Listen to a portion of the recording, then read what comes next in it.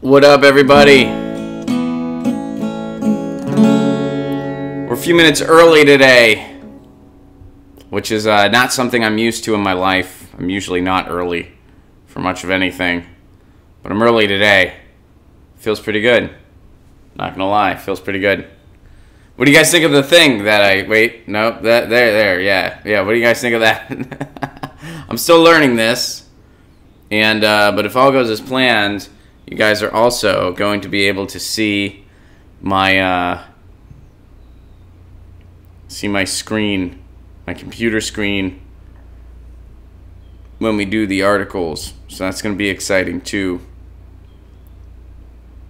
And once we get up to 30, we will officially begin the show. We are a few minutes early.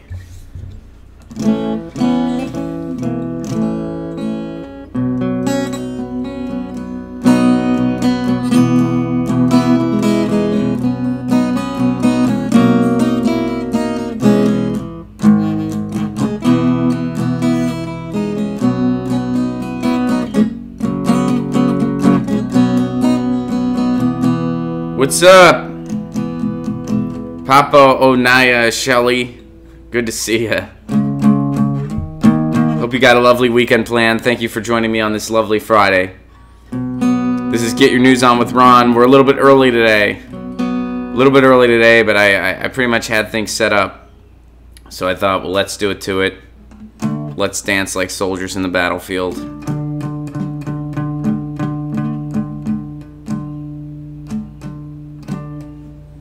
You know what? I'm going to go ahead and I'm going to retweet the first article already. I'm going to have it pulled up.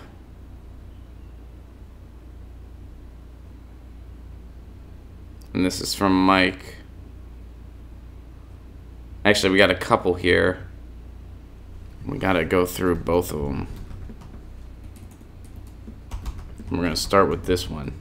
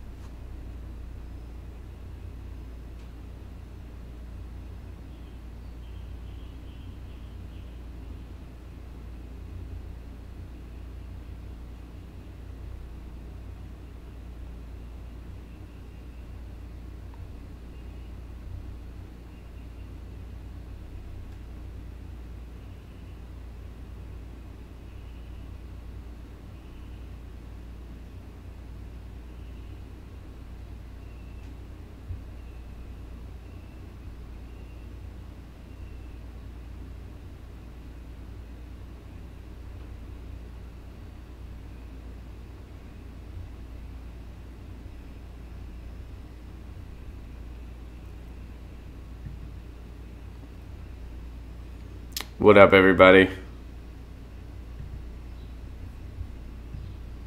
I'm cheating. I'm sneaking up ahead. Good morning, Zach. Good morning, VSA Dems. And good morning, Karen. I just went ahead and retweeted our first article today because I was feeling it. And because I've been reading about this and I wanted to see if there were any updates, because it concerns net neutrality in California. I hope everybody has a big weekend planned. And I actually have a pretty fun weekend planned. I'm excited about it. All right, we're up to 15. Yeah, thank you. Guys, let me know what you think about the logo. Yeah, let me know what you think about that. And Scott Pruitt thoughts.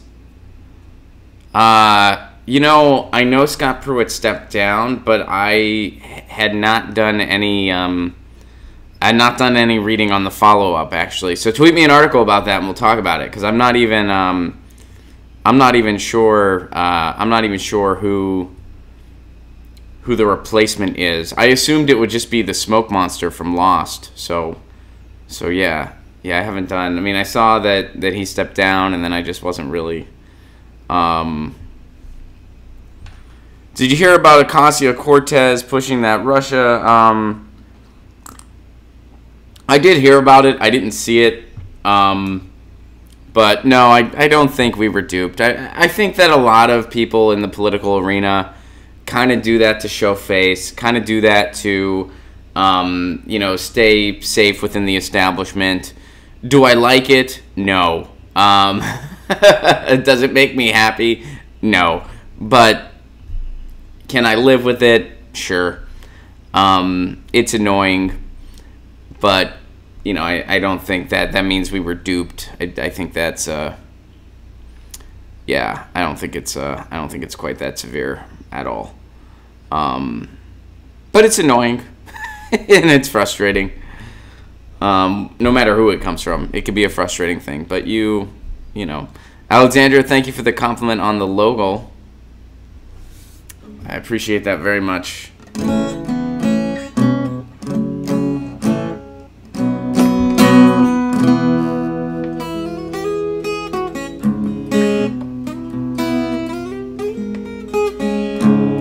We are just about there. Oh, we're there. Get your news on with Ron. Don't you want to know what's going on? We're getting our news on today. Get your news on with Ron. Don't you want to know what's going on? We're getting our news on today. You can tweet me an article at ron.com. We'll go through it together and make it our own. Get your news on with Ron. Don't you want to know what's going on? Getting our news on today.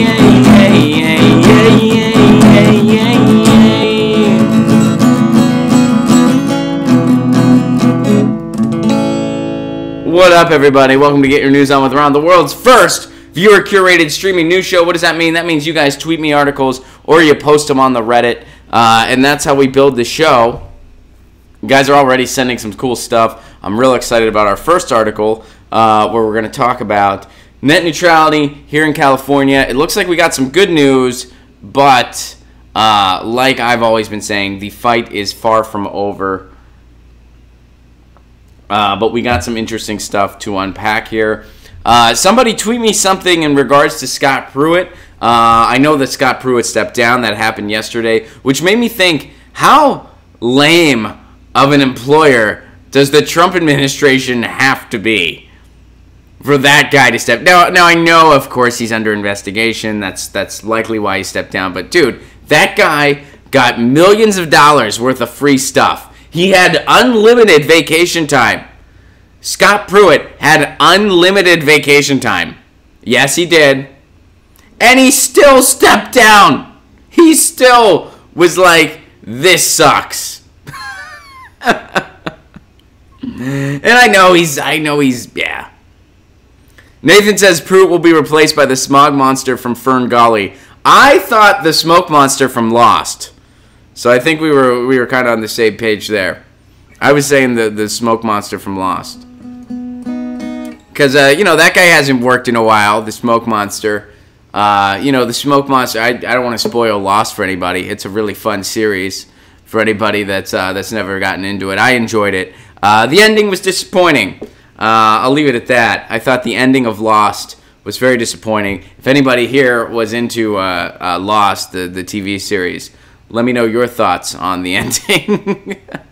All right, so here's the deal. My question for the day, because we always do a fun one on Fridays. I made the joke about Scott Pruitt where, wow, how crappy of an employer does the Trump administration have to be for him to quit with all those perks? He had millions of dollars in stuff. He had his little silence booth so he could count his lobbying money in peace. He had unlimited vacation time. And he still stepped down. So, let's do a fun one because it's Friday. You guys know I like to do a fun one on Friday. I like to get to know everybody a little bit better. What is the worst day job you've ever had? Worst day job you've ever had. And for me, this is tough. I've had some really crappy day jobs. Yeah, like I've had some awful, pretty much all of them. I'm the type of guy, I don't function well having a boss. I don't function well being told what to do. I'm just not wired that way. A lot of people are, and that's great. There's nothing wrong with being wired that way. I'm just not. So every day job I've ever had was like taking poison to some degree. The only one that is remotely an exception to that was when I was in graduate school, if that counts. I don't know if it does. I feel like it doesn't. But if that counts, that was definitely my best one. As far as my worst one, wow. You know what? I'll give another shout out to one that was kind of cool. I worked in a warehouse for a long time in between semesters when I was at college, and then a little bit later after I graduated. That was a cool gig. It was a book warehouse, and I kind of knew the job. I knew it needed to be done. I did it, and I did a good job at it, and I was efficient. So whenever we had downtime, I would just read books in the warehouse because there were just books everywhere. So I would just like read whatever books I wanted to, and I could read them for free, and that was pretty cool. So that wasn't a bad gig. Then the other gig I had that was actually really freaking cool, and this is going to sound weird, and I actually talk about this in my act, I was a mortician's assistant. That was one of my first jobs. I worked at a funeral home. I did it all. I removed bodies and everything, and I actually really dug that job. It was cool, and I got to wear a suit. I got to drive a Hearst, which driving those things is really freaking fun. Those things are super fun to drive.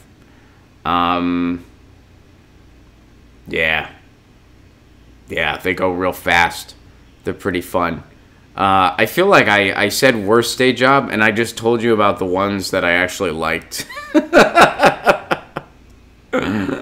I told you about like all the ones that I actually enjoyed doing. I guess the worst one I ever had, and I don't even know if this can count, but I fell for one of those pyramid scheme things once. And I would say that has to be the worst. What happened was there was this vague job description, and this was up in the Northwest, right at the peak of the recession, and I mean, there were just no jobs. I lived in Seattle at the time. That was back when you could still be a poor, broke, recently out of college kid and afford a lot of the neighborhoods in Seattle. I don't know if anyone can anymore, but, this was like a little while ago, so you could, and there was this thing on Craigslist, and it said it was a marketing job, and I was like, oh, I have a business degree, so I applied for it, and they were like, man, we had over 100 applicants, and we picked 10 of you guys, and you're one of the 10 that we picked, and here we go. And I was like, okay, and it turns out it was one of those marketing scams. Like, it was like, what it ended up being was we went door to door and sold office supplies. And it was so horrible. They made you shadow somebody for, like, a day. And we would go into all these business parks where there were these big signs that said, no solicitation. And we would just go there anyway.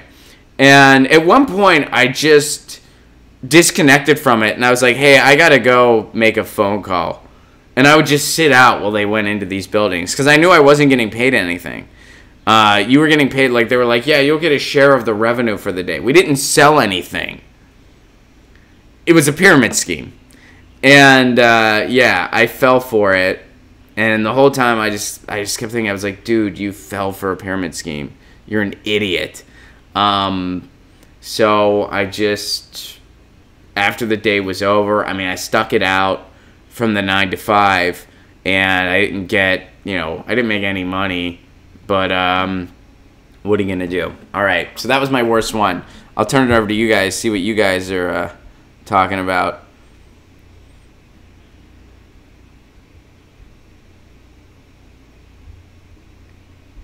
And I'm having trouble scrolling. Marcus, thank you very much for the Super Chat contribution. You now run the DOD and the State Department, Ron. What's your foreign policy, the Placone Doctrine, or generally a progressive foreign policy? Diplomacy, military, etc. Diplomacy, diplomacy, diplomacy. I will travel around the world using the international currency of pot, which, by the way, will replace the petrodollar. And I will just be like, dude, do we have any beef? Did we wrong you guys in any way? Let's smoke this and talk it out. We're going to smoke it. We're going to talk it out. This is me and all the world leaders. And together we are going to forge world peace. And we're going to forge some awesome events together. Because, we're really going to mobilize the arts community worldwide. Music festivals, art festivals. We're going to reinvest in literature. And that's going to be my foreign policy. Publishing deals worldwide. That's what I'm going to do. And smoking the peace pipe with all the world leaders. Similar to that guy in the SGI Buddhism, Akeda. I think that's the name. He goes around the world and he does peace dialogues. And nobody gives this guy very much press. Like he does not get very much press. But he goes around the world and he talks about how do we get to peace with everybody. I mean, everyone from the United States to North Korea and everything in between. And everything beyond. He talks about peace. And they listen to him. And they respond to him. So, we love to sound like it's impossible. But that's because we don't really try. We don't really try. Alright. Let's see what you guys said. I want to hear about yours all's jobs.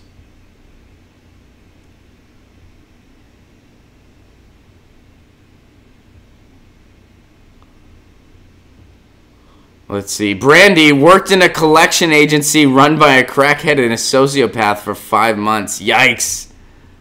Wow, that sounds terrible. Garden Gnome, you also did shipping and receiving for a bookstore, and it was the same. You read and wait for the next shipment. Right? That is a cool freaking gig.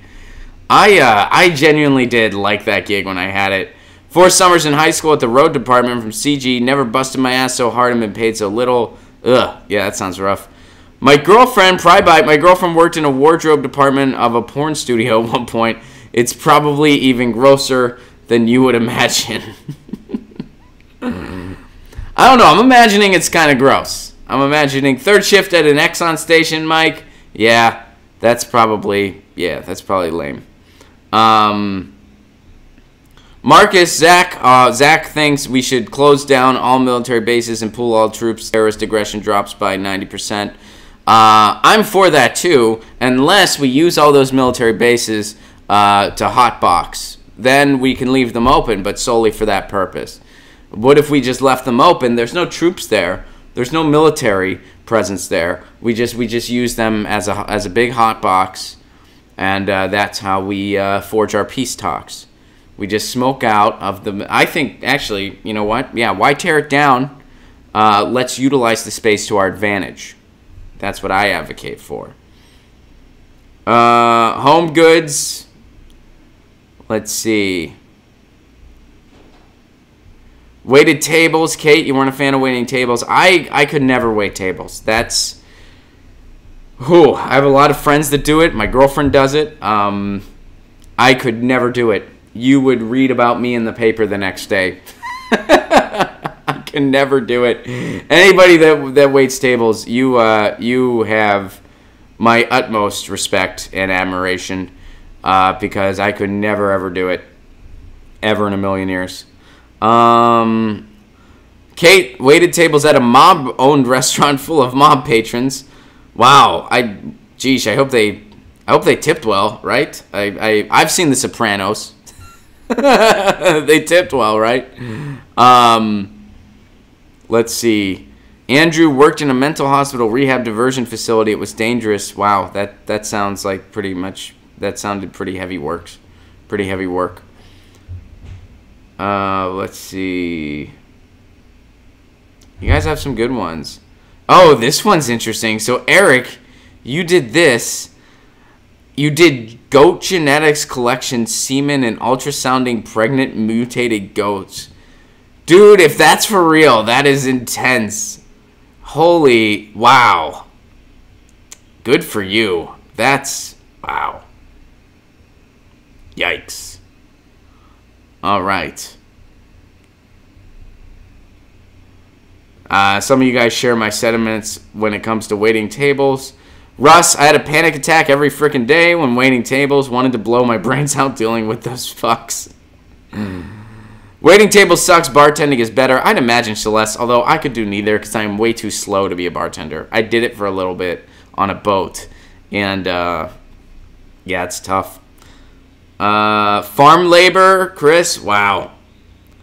I admire that work. I couldn't do it. When I had a crop share in Tennessee, I befriended all my farmers, and I cannot relate to their work ethic or just their ability to wake up at 5. Marcia, good to see you. I'm glad everything's going good at your house. Kim worked at a vitamin wholesale warehouse. We had 7 busloads of tourists that came in once. They took pics of you because you had green eyes. That's awesome. You know what? All right, I have a funny story about something similar. You guys know what those boat tours are, those ride the duck tours. I'd imagine a lot of you guys know what those are. For those of you that don't, they're exactly what they sound like. It's a duck, and it goes, like, it has wheels, so it goes on land for a while, and then it goes in water too. And a bunch of different cities have them. When I was living in Seattle, Seattle had one. I'm sure Seattle still does have one. And when I lived in Seattle, I lived in a neighborhood called Fremont.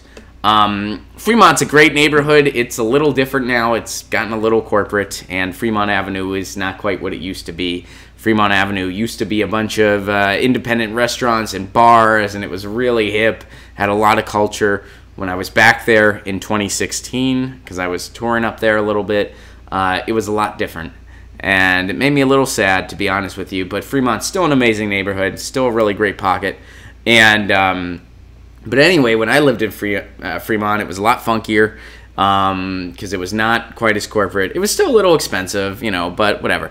And so the Ride the Duck tours would go through Fremont. And you could hear the guy on the microphone. There'd be like a guy on the microphone doing the tour. And so I'm walking down the street just minding my own business. I actually had just come from a job interview. I interviewed for some job, not a pyramid scheme job, an actual job. I didn't get the gig, but it was some kind of like office job. So I had like a shirt and a tie on, right? And I'm just walking down the street, minding my own business. And the guy on the mic goes, "So this is Fremont. Fremont's home to a lot of funky, weird, hippie types. They do a naked bike ride in June. This is where all the freaks and hippies and bohemians live." And then I look over, and people are taking my picture. Like, oh, there's one of them. And then I was in a shirt and tie. Like, it was black on black. So maybe they thought that was kind of funky. Like, oh, he's wearing black on black with a blue tie. They started taking my picture. Like, there's one of the weirdos. It's in his natural state. I might have been talking to myself. I don't know. I might have had headphones in. I don't remember for sure. But they totally started taking my picture. Joe, make a separate clip of this. We've been going on for a while now. Make this 2 clips. All right. So, guys, thanks for sharing your gigs. That was a fun one. You know me. I like to do a fun one on Fridays. So that's how we're rolling. So, guys, I gave the first article, Get Your News On with Ron retweet already. And it has to do with net neutrality. Now, here's something. Are you guys ready for this? Here we go. Oh, snap. Huh? Oh, yeah. Yeah, how about those apples? Look, right? How's that? You guys like it? Does it? Yeah, look at what we're doing. Yeah, this is pretty neat. Are you guys kind of stoked? I'm kind of stoked. Yeah, this is here, we can go really meta here. And look at this. It's like we're watching me and we're watching it on the thing on the thing. How trippy is that? All right. Yeah, here we'll go back to this. California senators reach an agreement on the net neutrality bill. So, guys, I read about this yesterday. So, a quick rehash. The net neutrality bill, Scott Wiener wrote a great net neutrality bill, senator in San Francisco, and it was a good one. And, just for those of you that are familiar with him, I can say that I don't agree with Scott Wiener on everything. We definitely have our differences in opinion, but this is one thing where we're on the same page. So he wrote a great net neutrality bill. Miguel Santiago in Los Angeles, an assemblyman in Los Angeles, who received a lot of money from AT&T, gutted that bill. And the bill went through. And people were very outraged by it. There was a billboard erected calling for Santiago to step down. There was a lot of public outcry, and the hope was that they would meet and they would fix the bill. Well, it looks like they did meet and they did fix the bill. This is out of Sacramento. On Thursday, they've reached an agreement on legislation to enshrine net neutrality provisions in state law after the FCC dumped the rules. Okay, so Santiago came under fire from net neutrality advocates around the country when the Assembly committee he leads stripped key provisions from the legislation, a decision that drew rebukes from members of Congress, including Nancy Pelosi. Santiago became the subject of online memes and a flood of calls to his office accusing the Los Angeles lawmaker of selling out to internet providers, citing his contributions from AT&T. All right, so now here's something I want to highlight, and I'm actually literally going to highlight for you guys. Internet companies say it's not practical for them to comply with state-by-state internet regulations and warn that Wiener's bill would discourage the rollout of new technology in California. Okay, let me translate that bullshit corporate speak. What that is code for is if you guys pass state net neutrality laws, especially a state like California, you're going to screw over our plans to further price gouge the internet, to establish fast lanes and slow lanes, to establish packages where you need to pay more money for certain websites. You're going to screw over our plans to unroll those packages because there's going to be a huge customer base that we don't have access to price gouge.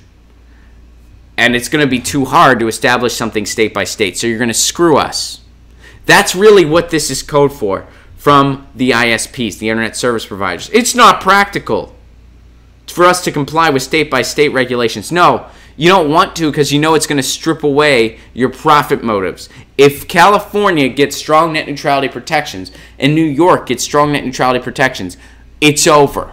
They're not going to be able to do it across the country. That's why what's going on here in California does apply to you even if you don't live here. It applies to you too. And it's worth following for you too if you're concerned about the net neutrality issue. Which, if you're watching this show and you enjoy it, you should be concerned about the net neutrality issue. Because if we lose net neutrality, and I know technically we've already lost it, but because of what's been going on, because there's been a fight back, you haven't seen any results of losing it yet. And hopefully you never will. But if we do completely lose net neutrality, shows like this are going to be over. And even shows bigger than this one. All right, so the debate okay, so a lot of this is, all right, so here's what's going on. Wiener said that the key provisions removed from his bill were restored. One will require data to be treated equally at the point where it enters an internet company's network, not just within the company's own infrastructure. So basically, you have to treat all internet traffic the same as the net neutrality protections we had prior. The other bans a practice known as zero rating, in which internet or cell phone providers exempt certain data from a monthly cap. Critics of the practice say zero rating encourages low monthly data caps and cuts off vast swaths of the internet for people who can't afford higher data allotments. Guys, that's bullshit. What zero rating actually does is it favors certain video providers over others, and it is not a good practice. It doesn't really help the consumer out. It helps the ISP out and the video people that they have contracts with. And not banning it would lead to a significant slippery slope where certain content providers would be completely ousted, whereas others would thrive. So don't fall for that. And the fact that we have that ban here in California makes our net neutrality protections even stronger than what we had prior. He declined to release the new bill language until lawmakers return in August from a summer break. And August 31st is when we would see some of the results of this, if it goes through. That's when they will hopefully go ahead and pass this thing. So that's what's going on in California. And again, this is a good thing. This is definitely a positive thing. Hopefully, the bill has been restored. Hopefully, it goes through. Now, do I still favor nationwide municipal broadband? Abso-freaking-lutely. Because if we don't get nationwide municipal broadband, meaning the internet goes into the public's hands instead of in the hands of corporate interests, which is what we should have done in the first place, by the way. Countries that have faster internet than we do, that's why they have it. Because they put the internet in the public's hands in the first place. They didn't let corporate interest gouge their internet. So they have better internet than we do. Countries that did something similar to us, like Australia, they deal with the same nonsense we do. So, if we don't get nationwide municipal broadband, we're going to keep having this fight every couple years. We had it in 2015. We're having it now in 2018. We'll have it again in 2020, 2021. And who knows, maybe if there was a Democrat in office, people would be a little more groggy. They wouldn't be paying as much attention. I don't know for sure, because you know what? I'll say this. Obama was in office and people were awake when it came to net neutrality. People screamed at the rafters when it came to net neutrality. And they forced Obama to do the right thing. You think if Tom Wheeler and Obama were just left up to their own devices and there was no public outcry, do you really think they would have done anything to save net neutrality? Let me tell you, no, they wouldn't have. Tom Wheeler was a cable lobbyist. Barack Obama didn't care. We would have lost net neutrality. If the public wasn't awake the first time, we would have lost net neutrality. If the public wasn't awake this time, we would have really lost it. Because we technically did lose it anyway. But we're fighting to get it back. And it looks like we're making some good grounds. But let's not forget, we've had some unlikely allies in this fight. Big tech is on our side on this one. Netflix, Google, etc., even Facebook, they're on the same side when it comes to net neutrality. Now, they're on our side because it benefits their business interests. Not because they want a free and open internet or they care about that. They don't care. Net neutrality benefits their business model. So again, we're unlikely allies in this fight. Politics makes strange bedfellows. Silicon Valley is a strange bedfellow in this net neutrality fight. So let's say in a couple years, we don't have that strange bedfellow. Let's say that the ISPs really cover their bases and they maybe work out a deal or a quid pro quo with these strange bedfellows that we have. Well then, guess what? There's a good chance we're going to lose it. Because there's a good chance we wouldn't have a lot of these Democrats pushing through this legislation if we didn't have some heavyweights on our side. Does that suck? Yeah, it sucks. But it's reality. So I don't want to have to rely on big tech giants every couple years to be on my team for net neutrality so we don't lose it completely. I don't want to keep doing this every couple years. How do we avoid doing this every couple years? We get nationwide municipal broadband. That's the only way. I'm fighting for that in my community here in Pasadena. I'm going to continue to. And I'm going to kind of use this legislation as leverage. Look, this just shows us how much the public supports net neutrality and how much we want a free and open internet. Let's lead the way and go a step further and put it in the public's hands. I'm going to go to a city hall soon, maybe even Monday, and try to fight for this once again. So let's see what you guys are saying in the chat in response to this. TrumpNet, that's a callback. We talked about if we call it TrumpNet, would he give us nationwide municipal broadband? Shaless, bongs for peace. Amen, Celeste. Balthazar, you mean slow lanes and slower lanes. South Korea has state-funded 4 gigabytes per second to all. ISPs can barely do 500 gigabytes per second. We also need municipal cellular and municipal and mobile data. You're absolutely right. We do have slower internet here than a lot of other places, South Korea being one of them. And who has the fastest internet in the country here in the United States? Chattanooga, Tennessee. What does Chattanooga, Tennessee have? Municipal broadband. Citywide.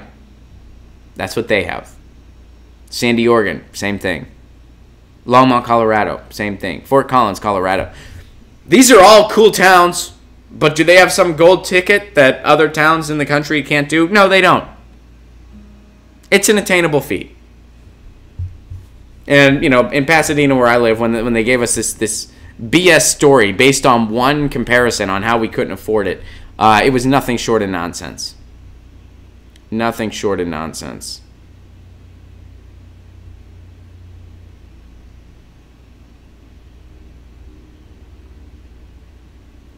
All right. So,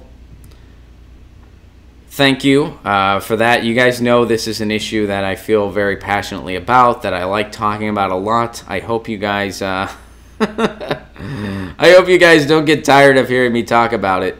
Because I know, but sometimes it's like you got to rehash these ideas, because that's this is the only way we're going to get through, you know? All right, so this is from Celeste. We're going to go here next. Let me go ahead and give this a Get Your News On with Ron retweet.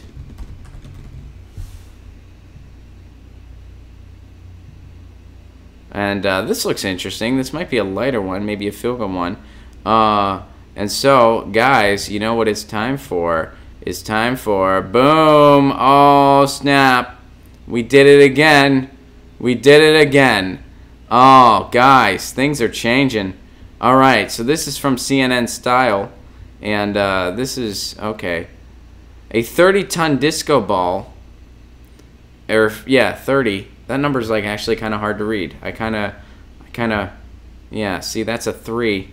Huh? See how that works? 30-ton disco ball destined for the Nevada desert. Cool. Does this have something to do with Burning Man? By the way, I don't know if you guys saw me post on Twitter. I'm starting Burning Man. Burning Man. It's just like Burning Man minus the trust funds. And we're looking for some bands to play. We want folk. We want punk rock. We want, you know, some heartland rock and roll's good. Some hip hop. Especially some socially conscious stuff. Maybe we can get some cypher. Maybe we can get some, yeah, I don't know. You guys get the idea.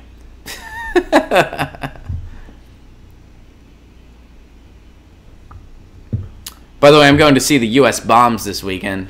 If there's any 77 Punk fans on the chat, I'm really excited. I'm going to see the U.S. Bombs tomorrow night. They're playing at some VFW outside of Los Angeles a little bit. Burke Ingles architecture practice has set its sight on building an inflatable 30-ton disco ball in the Nevada desert for the 2018 edition of Burning Man.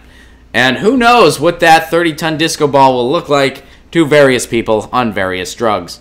Spearheaded by big partner Jacob Lang and the practice's special project unit, the orb is a reflective, wow, this is big. What does that colon mean? Does that just mean it's a 1/500,000 scale representation of Earth that will have a diameter of 83 feet? Or is that 1 point? Like, what is that? What is that colon? Like, what is that? Is that a typo? You guys see what I'm saying? Like, is that... Or is that 1 by? Is that what that means? Like 1 by 500,000? Is that what that means? 1 by 500,000? I'm not a physics major, clearly. It will have a diameter of 83 feet. Let me go to... All right. There's a pop-up. God damn it. I don't want more from you, CNN. And I don't want your bag. I don't want any of this. I don't want to... it's just politics, and it's just a picture of Trump. Viva the resistance. Style. What does this have to do with style? This is a nice president. I don't... Do you guys know what this is? I don't even know what that is. It looks like a shooter of beer with like a Bible, a wooden Bible holder. That's is Is that in style now? Do you take a shoot or a beer while you read your catch up on your fiction with the Bible?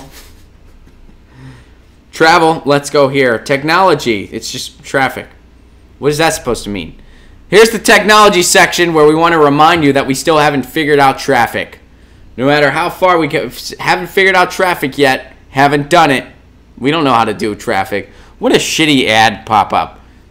You are so lame, CNN. All right, so let's see. Welcome to Ron Doesn't Understand Numbers with Ron. That's the show. It's also designed to inflate and deflate. Oh, man, who wants to bet that they're going to deflate that thing on accident?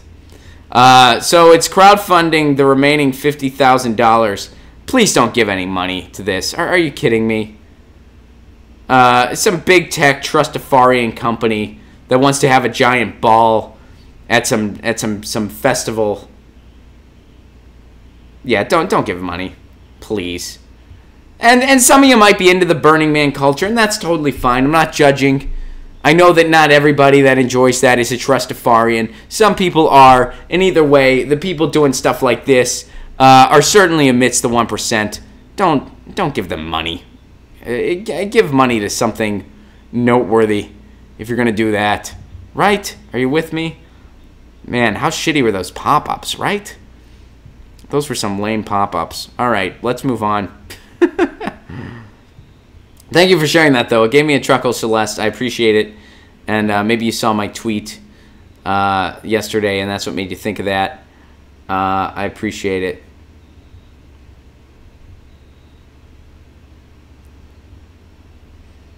All right, let's see what else we got. I'm going through the timeline. This is from Marcus. Hello, Marcus. And this is something from Scarlett Johansson. All right, let's give this a Get Your News On with Ron retweet.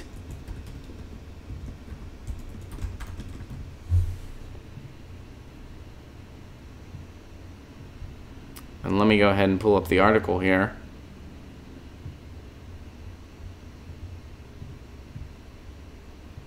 And boom, there it goes, huh? Look at it. You get to see it. That's pretty cool, huh? How fancy is that? Washington Post, democracy dies in darkness, and we're doing everything we can to help. All right, you can continue. Why can't I scroll? Scroll. Oh, it's still loading. Look at how slow this article's loading. Because, you know, we don't need net neutrality or anything. You can continue to play us, but we can't play y'all. Scarlett Johansson casting as transgender man sparks outrage. Okay? All right, so let's see who this quote is from. All right, Scarlett Johansson faced tremendous backlash this week following news of her casting as a potentially transgender man.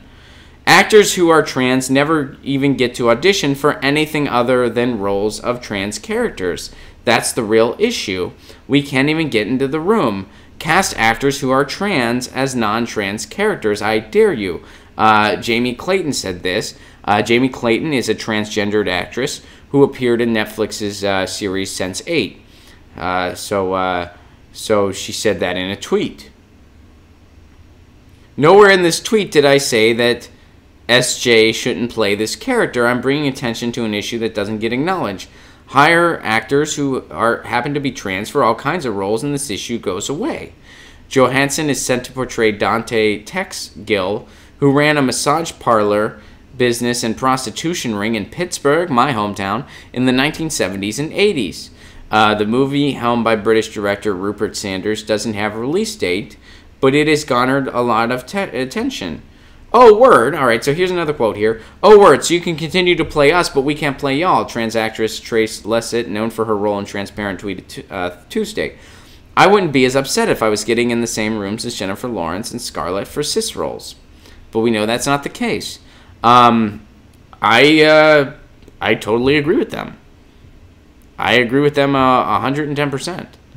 I think, first of all, I do think that they really should strongly consider a transgender person for that role. I think that's something they should do. And, you know, that's not me putting down Scarlett Johansson as an actress. that's just me pointing out the fact that I think that, yeah, transgendered actors and actresses don't get opportunities to audition for other types of roles, according to the people quoted in this article, and I will take their word for it. They don't get opportunities to play cis roles. So yeah, they should totally have an opportunity to play a transgender person. And the other thing that I think is very true is that being transgendered is something that I think that you can only understand so much unless you are a transgender person. That's why when people cast these harsh judgments, I really think that's unfair, because my response is, I'm like, you can't imagine what that person's going through. Because I can't. I can't imagine what they're going. All I can do is listen and try to learn to the best of my ability, because I can't imagine what it is like, because I've never felt like an alien in my own body. I've never felt that way. I've never felt like I'm not supposed to be a man. That thought has never gone through my head, ever. And the way I try to understand it is that I know what it's like to have a really bad roommate, right? And when you have a really bad roommate, going home just feels awful. Like you don't look forward to going home because you're not comfortable in your own home. And that's a really bad feeling, because home is supposed to be your sanctuary. But you don't have that sanctuary. You're just without it. So it affects everything else in your life. You're just miserable, and you're going through a lot of BS. And I feel like a transgender person, they feel that way, except it's not a physical home in their case. It's their own body. They don't feel at home in their own body. I can't imagine what that feels like. I'd imagine it's really bad. I'd imagine it's really painful. And if my analogy's really lousy, I apologize. I'm trying to just be understanding and compassionate and empathetic. And that's just the best analogy I can come up with as somebody who's an outsider.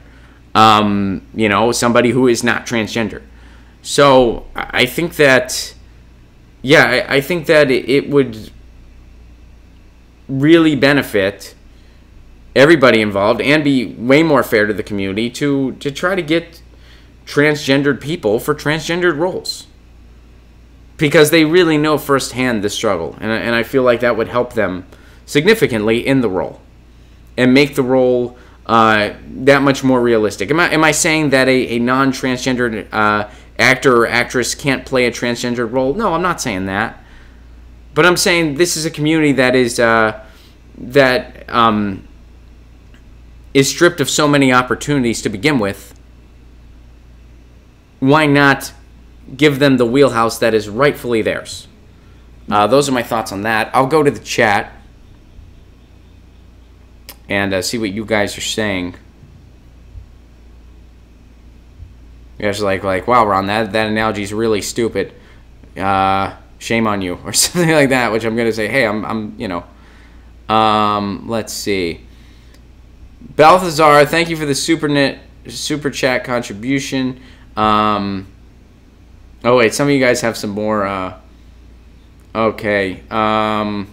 Citizens Media, I am a fan, Ron. Thank you very much. I would love the opportunity to teach you and your audience about modern money. My lesson with Graham Elwood was amazing. Maybe, possibly, yeah, possibly. Send me an email, Citizens Media. I'd love to hear from you, and yeah, we'll look into having you on the show. That'd be pretty cool. Pasta does all my booking. JT, a prom night trust fund baby wants to set their giant balls in the corporatization of Burning Man. Well said, JT. You made me laugh. Thank you for that, and thank you for the super chat contribution. Balthazar, my brother went to Burning Man a couple times. He still has alkaline dust in his clothes. If you shrank Earth to a classroom globe, closed eyes, and put your hand on it, you couldn't tell if hand was wet. Okay. Balthazar, Laverne Cox is an amazing actor. Studio should at least make a reasonable attempt to properly portray certain groups with actors from those groups. I totally agree, 110%. And yeah, I agree with the points people were making in the article. Let's see what else you guys are saying.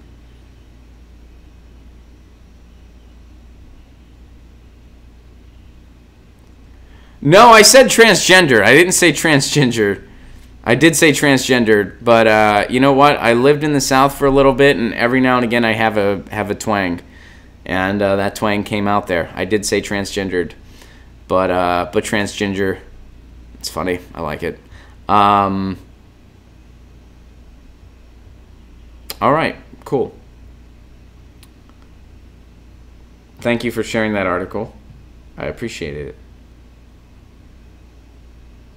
And let's see here. We got some more stuff. And let me go over to the Reddit.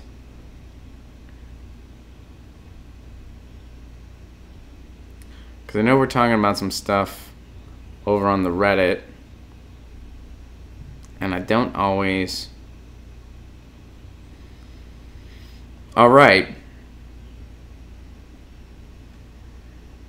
So one of the world's most popular websites is trying to cash in through advertising. That's the disclaimer that was given to us by Limetown Jack, who posted this. And this is a CNBC article. So you know, let's do our thing here. Bye, everybody! I'm leaving for, the computer screen! I hope you guys are enjoying this as much as I am. I really do. Alright, let's scroll down. Hopefully we don't get any shitty pop-ups. Reddit, one of the world's most popular websites, is trying to cash in through advertising. Alright, Reddit has been actively luring advertisers as it attempts to take advantage of its vast audience to build its business. The company owns one of the most popular sites on the internet, but hasn't topped $100 million in annual revenue until this year, according to people familiar with the matter. Reddit has indicated it wants to increase advertising across the site, including more display and mobile ads and sponsored opportunities. Which leads the question, will Reddit become the next MySpace? You know, if they really want to go that route with advertising, will they gut it the way what happened to MySpace happened? I don't know. And also, how cool and meta is it that we were doing a Reddit article via the Reddit subsection? That's pretty groovy and meta. Limetown Jack, thank you for that. I appreciate it. And we're looking at the article through my OBS system. This is a new chapter of Get Your News On with Ron. And, you know, I got to admit, I'm kind of excited. Reddit, the controversy-laden social media. What controversies do they have? Does anyone know what this is referring to? What controversy does Reddit have? I mean, there's a lot of... Everybody's on it, so you get a wide range of the spectrum of every point of view that's out there. And, you know, some of them are, you know, completely repulsive, you know, like white supremacy and stuff like that. But why does that... That doesn't mean the platform itself is controversial, right? It just means that everybody's on it. So you're going to see some... I mean, you could say that... I mean, if that makes it controversial, then YouTube is also controversial. Facebook is controversial. Every social media platform out there is controversial. Well, anyway, I don't know what that means. I guess it's not really all that important one way or the other. It has become a popular place for discussion on gaming, politics, pornography, and celebrity gossip, and it's now one of the 5 most trafficked U.S. websites. I really got to start using this subsection more. I think that's what it's telling me. But unlike the other top sites, which is Google, Facebook, and Amazon, all genuine mom-and-pop companies that have your best interest at heart, Reddit has a diminutive business limited primarily to banner ads and promoted posts. The 13-year-old company is now trying to expand and is making an aggressive push to get advertisers on board. Well, they could tap into the school of Mark Zuckerberg and say, hey, let's just sell people shit. Get information on them and sell their shit because they're dumb fucks. I'm Mark Zuckerberg. I will run for president, and I will probably win because we live in the United States of amnesia. I really hope we don't see that guy become president, but anything's possible, my friends. In recent weeks, including at last month's Cannes Lions International Festival of Creativity, you know what I found out? Whenever I mispronounce something, you guys are going to see it like in real time. You'll be like, oh, Ron shit the bed on that pronunciation. He did an absolutely horrific job. It's almost like he didn't even try. Ron's a shitty reader. Hashtag. Let's reader. I said reader instead of reader. That was a genuine mispronunciation. I can own that one. Transgendered, I just said it fast, and it sounded like transgendered. It was not. But reader, I totally did that. On Skeletor is a bad reader. That was me. That's what I did. All right. So representatives from a half dozen ad agencies told CNBC that they've been pitched by Reddit within the past year. All right, and they're going to help brand target users. That sounds like the most boring meeting on the frickin' planet. Getting a sales pitch by Reddit with half a dozen ad agencies. I know people find this stuff appealing and that it's in their blood. I find it to be the most boring shit on the planet. It's basically what it really is. A lot of these high-level ad agencies, basically their job is, how can we ruin art and make it shittier to make $1? That's really what they're doing. They're like, how can we make art shittier for our bottom line? There's no, and when I was in graduate school, I did a communication program, and we had to take some quote-unquote industry classes, which meant advertising and PR and other bullshit, and those were classes that I just had to get them over with so I could get my credits and get my degree. I hated those classes. One time we went to this ad agency, I'm not going to say their name, but not even because I'm worried about saying their name, but because it was a small agency in Pittsburgh, so no one would have heard of them.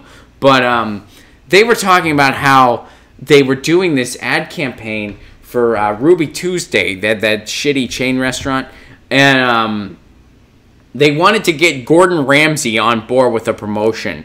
And they said he's quote-unquote open to it. And I was just thinking, if Gordon Ramsay does this, I will lose all respect for him. I mean, and look, guilty pleasure, I like watching the guy's shows, okay? I've binge-watched Kitchen Nightmares. I've binge-watched, what's that Hell's Kitchen thing? I know it's all fake. I know it's all set up. But I like watching them cook, and I actually learn a thing or two from watching them. I will openly admit I learned how to cook scallops from watching Gordon Ramsay, and I make a mean scallop, you guys. I make a mean frickin' scallop. I learned how to cook scallops from watching that show. No joke. So yeah, that's one of my guilty pleasures, cooking shows. I also like Anthony Bourdain's stuff, which I'm late to the party on that. Some of you guys know that because we discovered his death on the show. But I have since gotten into some of his programming. Anyway, I was just in that meeting. This was years ago. So I think it's safe to say Gordon Ramsay has said no. Because this was back in 2011. I think if Gordon Ramsay said yes, the campaign would have happened by now. To my knowledge, it never did. So it looks like... Anyway, my point is, this meeting sounds totally shitty. Here are some of the clients here. Duracell, Toyota, Coca-Cola, and JetBlue. Hey, Duracell, hey, whenever you're posting your news articles on the Reddit, whenever you're sharing your discussions, you really need a solid battery. You really want to have a good battery for your brain and a good battery for whatever products you have that take our battery. So it's like your brain in the chat room, Duracell. There we go. I just did their job for them. That can be your dumb marketing banner, Duracell. Toyota, Coca-Cola, and JetBlue. Hey, whenever you wanna hang out for long periods of time on Reddit, you need to be caffeinated, right? So drink Coca-Cola. There's caffeine in it, and a bunch of sugar. Coffee or tea would work better and would be a much healthier alternative than this shit that you can also clean your toilet with.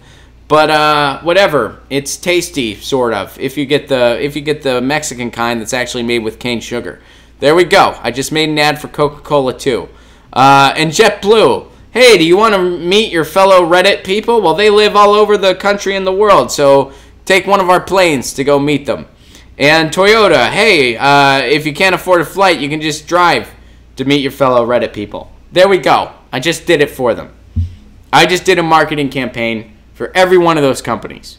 And it took a matter of minutes. So there we go. There are some shitty, insipid, uninspired advertising campaigns for Duracell, Toyota, Coca-Cola, and JetBlue. I will require $1 million in consulting fees from each company, and I will be retiring as of Tuesday. Right? Because I just got $4 million. I'll still do the show whenever I feel like it, and I'll tweet about it, and I'm just going to tour. That's honestly what I would do. If I had enough money that I never had to work again, I would still do stand-up because I love it, and I would just go around the world doing stand-up, and any money I made, I would just donate to, like, a worthwhile cause. And I would, like, find out which are the best nonprofits out there. I would give some, Mel, who was on the show yesterday, I'd give a lot of money to Mel because he's really doing some good work. He's helping homelessness in L.A. I would give him a bunch of money, and then I would give money to help Mel make his thing national so that there can be a bunch of other Mels in other cities. I would fund efforts to have municipal broadband all around the country. I would do what I could to try to end poverty in the United States. I would try to do a lot in my backyard. Anyway, man, we really went off on a tangent. I don't know why I'm doing this because clearly none of these companies are going to give me my $1 million in consulting fees. So, yeah. Anyway. Google, meanwhile, made a fuck ton of money. Do we really need to summarize? Yeah, Google's rich. Did anyone forget about that? Yeah, Google's rich. All right, so I guess Reddit's going to be doing more advertising stuff. And will it be terrible and completely ruin the platform? Hopefully not. I like Reddit. You guys like Reddit. Our subsection's pretty active. I'll be honest, I'm not super fluent in Reddit. I'm still learning it. But, yeah, Reddit, right on. So we'll see what happens there right now. And you know what? Again, Limetown Jack, I really dig the meta-ness of what you did there. You submitted an article about Reddit to the Reddit subsection. I dig it. All right. And cool. So we're going to go to the chat here because we only got 5 minutes left.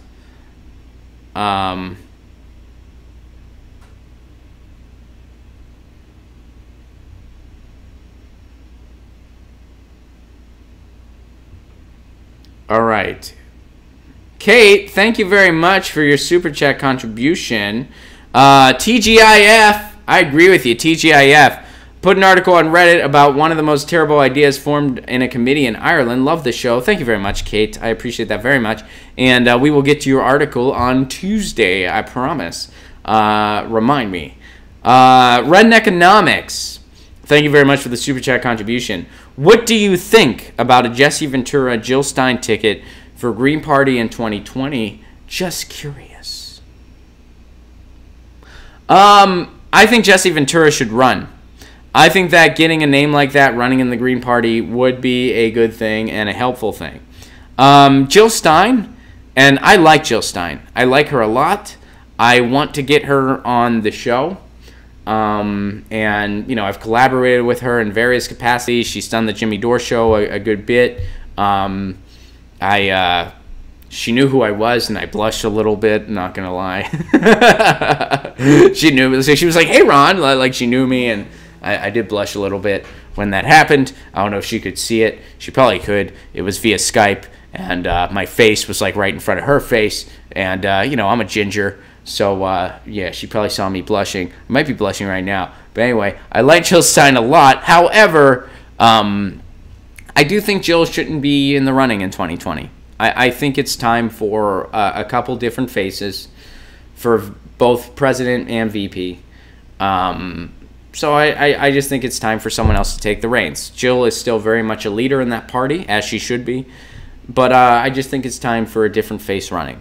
And, of course, in the meantime, I think the Green Party should do a lot of work locally. They should try to win some seats.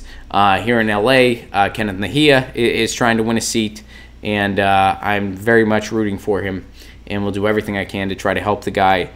He'll be on this show again for sure.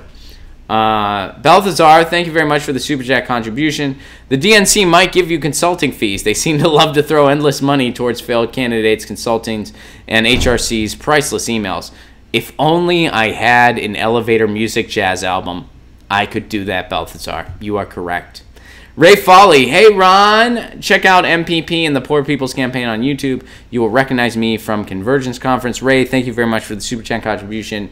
And yeah, guys, start tweeting some articles about Movement for a People's Party and the Poor People's Campaign. It is something I want to be talking about more. I know it's still going on. The corporate media is ignoring it, as we knew they would. So it's up to us to make sure those voices are amplified, because that is a very important campaign that is picking up on the work of MLK himself. Balthazar says, sorry, priceless lists. Thank you very much, Balthazar. I appreciate it. Priceless lists. Gotcha. All right. Guys, we are totally out of time. Thank you very much for being part of this. Thank you very much for all of your contributions. And I appreciate it very much. And this has been Get Your News On with Ron, the world's first viewer-curated streaming news show. I'm a little overwhelmed, guys. This was our first time using the new software, and yeah, it was pretty exciting. I hope you guys liked it. I hope I did a good job for it. There is going to be another Julian Assange visual this weekend. I'll be on there on Sunday. Jill is just now getting more recognition. I understand that, but I think that the party as a whole is also getting more recognition. So I think some new faces would be a good thing. But I do think Jesse should run for president. So everybody, you guys are saying have a great weekend. I echo that sentiment. Have a great weekend. You guys are awesome. You guys make this show possible. It would suck without you. You know that. If you want to continue to support this show, become a patron. Patreon.com/Ron Placone. I'm looking into more upgrades. Guys, we've been making a lot of progress. We're making a lot of progress, but we still have a long way to go. If you are so able, patreon.com/Ron Placone. A pay what you can level, and you get a bunch of perks. You get free show tickets, and you're going to get my album, which comes out in November. I'm really stoked about that. If you're a patron, you get that album delivered to your inbox for free. Also, Music Monday. Somebody, I think, Daniel, you were asking, will there be a Music Monday? And I'm looking at my calendar right now. Yes, there will be a Music Monday, because there's not going to be an episode on Friday. I go out of town Friday because I got a show in Richmond, Virginia next Saturday, which, by the way, that's a house show. If anybody wants to go, email me, ronplacone.com, email me. If you're in the Richmond area, you want to attend this show, ronplacone.com, email me. So, yeah, we will be having a Music Monday at 10 a.m. Pacific Standard Time. And we will have shows Tuesday, Wednesday, Thursday, Friday. We will be off, but of course I'll be announcing that more and more. This has been Get Your News On with Ron, the world's first viewer-curated streaming news show. We do this show every Tuesday through Friday at 10 a.m. Pacific Standard Time with occasional Music Monday streams, which, by the way, on Monday, music's going to be prioritized. We're going to be talking music, but we're also going to be talking regular news too. You can send normal news articles. Just know that we're going to be talking some music. And that's going to be smiled upon. So if you're not a fan of music, might not be your favorite show, but we'll still be talking regular news too. And if you are into some of the music talk, this is really the time for us to do it. The Emperine, you're in Richmond, Virginia. Email me. Email me. If you want to come to the show, it's Saturday night, July 14th. It's a house show. Email me should you want to attend. I love you all very much. You make this show possible. This is me, Get Your News On with Ron. I will see you Monday at 10 a.m. Pacific Standard Time. Until then, have a great weekend. Hope you guys are digging the banner. Dig the banner? I dig it. I hope you dig it. I love you all very much. Have a good weekend. See you Monday.